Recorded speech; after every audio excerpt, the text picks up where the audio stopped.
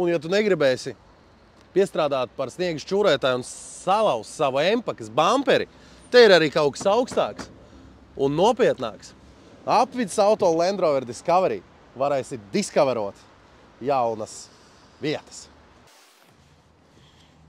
Jā, elektriskie beņķi.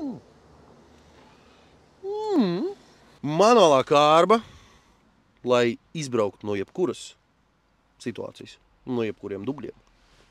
Un sniega. Un nesniega. Un vispār izbrauktu. Tikai nenoslāpsti. Te ir augs, vēl viens USB. Tu priekšā sēžot 3 telefons var reizē lādēt. Vēl viens USB rekur. Tas ir 1, 2, 3, 4. 4 USB, viens parastais, augs. Man patīk. Un melnie. Ar panorāmu. Nu, jūs jau zināt, ka man patīk melnie griesti. Un panorāma var nolaist beņķi. Aga? Elektriskais. Bišķi apgaidu. 6.5 hours later. Nu, gandrīz jau. Šitā apgulties. Nu, iedomājies, ka te ir tava maziņā. Pavērot zvaigznes. Var ar Land Rover aizbraukt līdz, nezinu, Somijai. Nu, sorry, es esmu Raša boy. Es par-ruski maz druski. Tā, aizbraukt līdz polārajam lokam un vērot to... Kā tas saucās?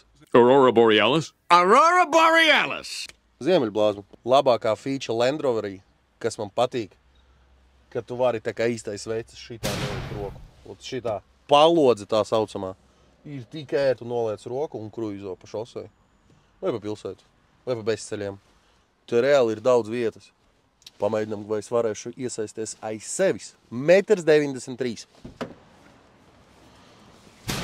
Nu, es neesmu tas mazākais puisīts, bet, nu, principā, nu, ja te pa vidu neviens nesēdēs, bet tikai te, būs baigi forši.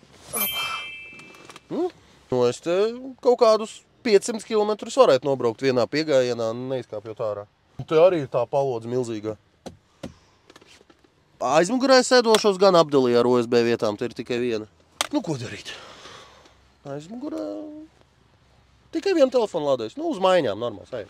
Ja tu negribi izskatīties pēc dragdīlera ar Range Roveru, Discoverys būs tā izvēle. Behička empakā, Discoverys, Maseratīs, arī elektroauto mēs bijām šodien aplūkojuši. Tā kā jūs redzat, Motorfajā ir liela izvēle. Motorfai LV apvieno datus par visiem oficiālajiem autotirgotājiem Latvijā. Kur meklēt braucamo? Motorfai LV. Labākā likme piķim. Tepat Motorfai LV. Apkopo datus no oficiālajiem autotirgotājiem Latvijā.